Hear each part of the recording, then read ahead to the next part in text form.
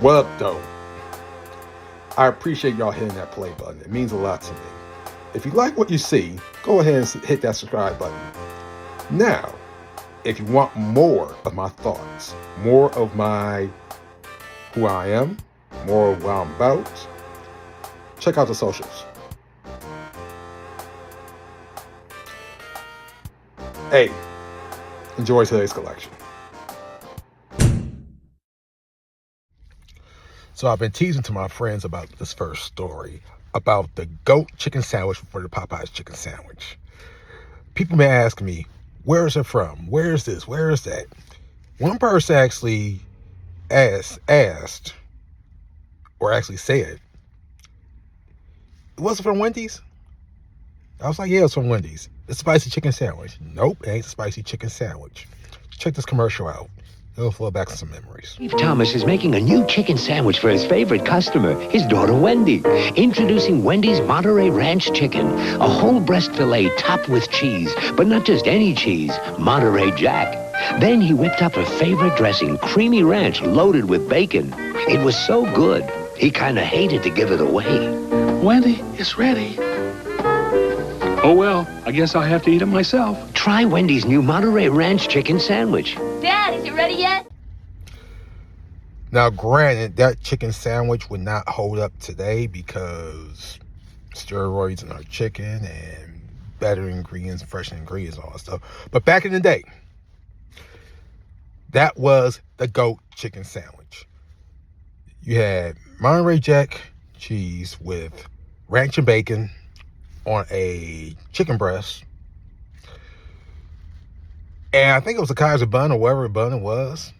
But it was great. It was a great sandwich. It was so popular to a point that when I got to Michigan State, they would set out vats of ranch loaded with bacon for some meals when they had the chicken sandwich. And they gave you the Monterey Jack cheese so you can clone it in the cafeteria. That's how good that sandwich is. Now, let's talk about another point about Wendy's. I think we can agree, most of us can agree, that yellow Wendy's was the best Wendy's. Granted, I just talked about the chicken sandwich, but yellow Wendy's has one thing that would never, ever, ever come back. Check this out. You know, Wendy's Super Bar is great for families because there's something for everyone. Like our fresh salads from our garden spot, Mexican food, including do-it-yourself tacos, and delicious pasta with your choice of sauce. There's even dessert. And you can come back as often as you like. Plus, right now our Super Bar is an even better value. Because every day after 4 p.m., Wendy's all-you-can-eat and drink Super Bar is just $3.99. Gee, it must be 4 o'clock. The Super Bar was something I grew up with, okay? It was the epitome of getting as much as you can eat and still have leftovers from fast food restaurants. I would go in, do carry out. I would load up with salad, load up with nachos, load up with tacos, garlic breadsticks, and the pudding. It was back when we thought eating a healthy salad was loaded up with ranch and bacon and cheese and eggs and croutons and all that other stuff. Anyway, if you experienced Super Bar, you knew what we had. That said, I recognize why I can never, ever come back. Number one, obviously, it's a buffet. But number two, the reason it was phased out is because they couldn't attend to quality for their burgers. Because you know, you have to make sure the bar and the buffet was clean and fresh and all that stuff. And they didn't have the manpower to do both. So they just phased out the salad bar. I hate doing that, but looking back on it, that was in 1998 when they phased it out. Looking back on it, I mean, it would not survive today. It would have not survived the pandemic. That is a given. All right. Yet, yellow Wendy's was awesome.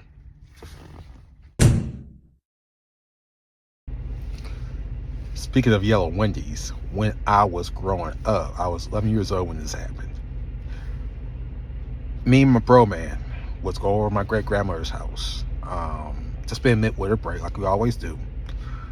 Not because we needed supervision, no. We just wanted to be over there. All our childhood friends were over there. That's what we consider home. So, the weekends, breaks, summer breaks, wherever, we were over there. So this particular break, my great-grandmother's sister, who we know as Piney, came up, and her husband came up. Now, it was us five plus the family friend in the car he was driving. And he was like, y'all better sell this or I'll pick it, because I wanted a super bar from Wendy's. Bro man wanted the quarter pound and cheese from McDonald's. He won out because he was the oldest. Anyway, I went up and getting a quarter pounder and cheese. Anyway, opened it, checked it like I did before they pulled off, and it looked like somebody took a bite out of my sandwich. My brother was like, that's a piece of meat broken off. Go ahead and eat it. Piney, on the other hand, take it back. Why? My brother was like, why? And Piney was like, because when I was waitressing, and when somebody pissed me off, I was spitting their food. And that looks like somebody took a bite out of his food. So go take it back, have them remake it, and make sure it looks okay before you walk out. Hey, who am I supposed to argue with an elder? That's the way it is. So, I was going to take it back anyway.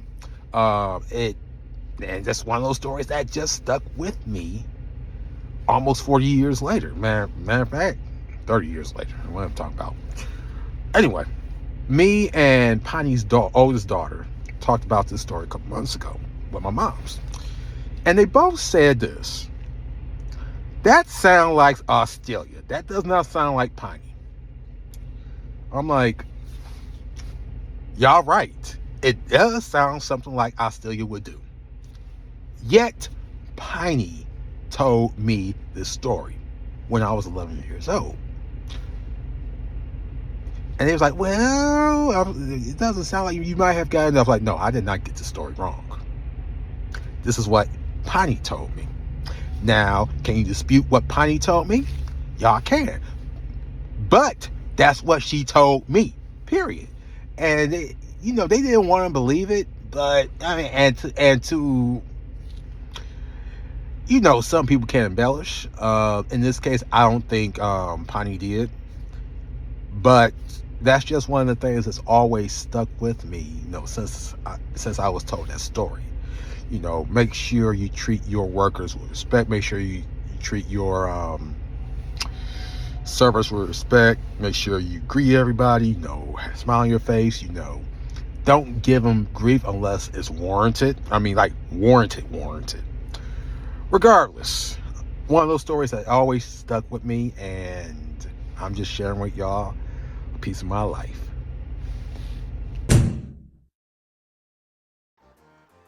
I know we've been talking about fried chicken a lot during this collection, but I will be remiss if I don't talk about the best fried chicken I ever had.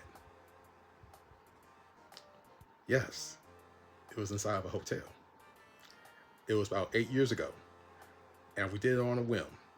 And I actually bypassed it because it was a buffet during WrestleMania weekend. Probably the best WrestleMania weekend I have done in terms of wrestling wise. We'll discuss that in more collections. But we did it on a whim. And me and my boy Brass both say it's still the best fried chicken we ever had. Bar none. And here's the problem though.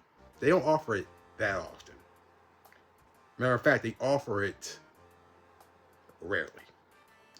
So if you're ever in the DFW area, and if they're ever holding a major event or something like that, give them a call. See if they're offering their fried chicken. Because trust me, once you had it, you would always say that that's the best fried chicken you have ever had in your life. And I kid you not.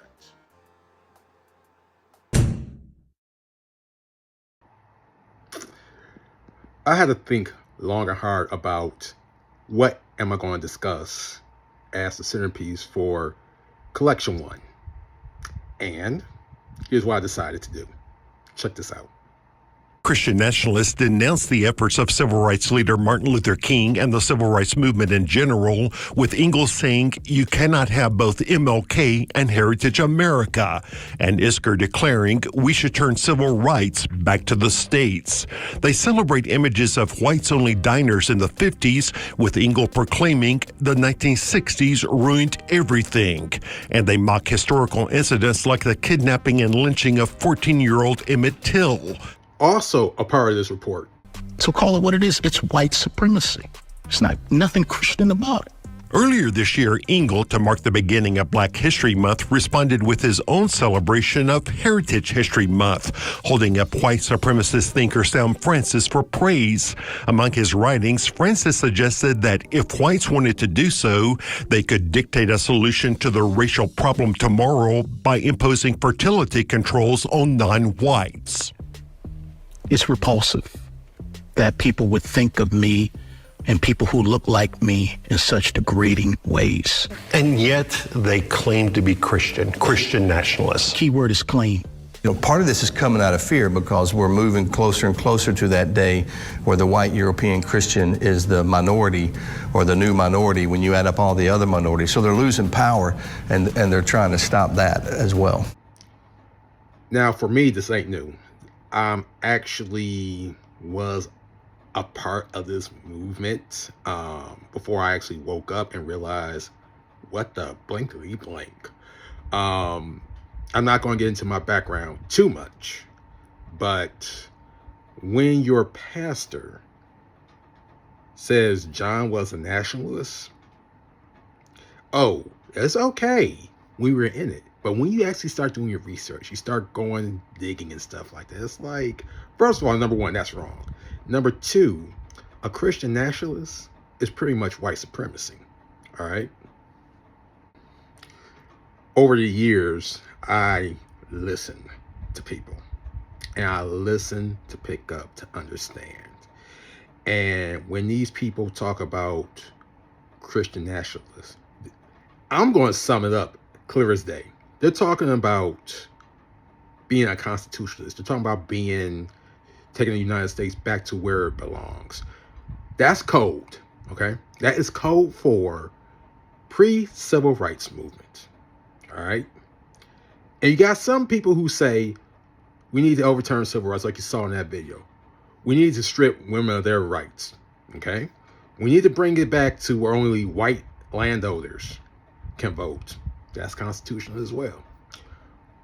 When I heard these first time, maybe almost 20 years ago, it shook me to the core because I did not understand, obviously.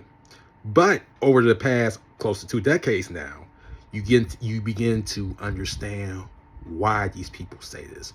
What's their motivation? What's their reason? And that's one thing that we don't. I can say we can't grasp it, but it's just like, because we're too busy with the foolishness. We're too busy with our sports. We're too busy talking about things that really don't enrich our lives. Yeah. Kind of shocking, but you know where I'm going with this. We minor in the major and we major in the minor. And things like this should be the major. When you have people saying that Jim Crow wasn't that bad, really? I'm talking about you, Brian Donaldson. Yes, I'm calling people out. I am not mincing words in this collection, okay? And the reason they do all this is they're afraid of what this country is going to, as a matter of fact, it's going to happen in the next 2 decades. I'm going to show you this last clip. And to me, this is where we should have worried. We're scared. We're scared of an Obama presidency, and I'll tell you why. I'm concerned about someone that cohorts with domestic terrorists such as Ayers. I have to tell you, he is a decent person and a person that you do not have to be scared as President of the United States. Now, look, I got to ask you a question. I do not believe in, I can't trust Obama. I have read about him, and he's an Arab. He is not. No? No, ma'am. He's a decent family man, citizen that I just happen to have disagreements with on fundamental issues, and that's what this campaign is all about. He's not. Thank you. That clip really speaks of what we're seeing right now. Back in 2008, yeah, it did shock me. 2024, it doesn't surprise me. These are deep-rooted fears that's always been there. And only since then, since Obama came in, became one of the most popular presidents, especially during my lifetime. Well, it didn't take much to do that, considering that you had Reagan, you had Bush 41, 43, you had Bill Clinton, you had that guy, and you had Joe Biden. So it's really not that hard to be a popular president during that lifetime. In the same breath, though, that guy that I don't want to mention, he has made it acceptable to be bigots. Point blank. And it's to the point where people are just hateful now. Open about it. Like it was pre-civil rights. And a lot of people in my generation, we talk about it, but we really don't know how to react to it. We don't know what to do. I know what we need to do. Look at what we did between 1956 and 1968. And I'll leave y'all with this. When MLK, was unalived, and I believe it was a couple weeks later that the Civil Rights Act of 1968 was signed, we stopped. We really stopped as a unit moving because we thought we arrived. In actuality, the fight would never end. The fight will never end. Okay? Simple as that. So be active, be vigilant, and fight for your civil rights. Here's a preview of the next collection. Listen to him, Luis. That's what happens when you mix black and white. 10 more seconds, he's gonna call her nigga.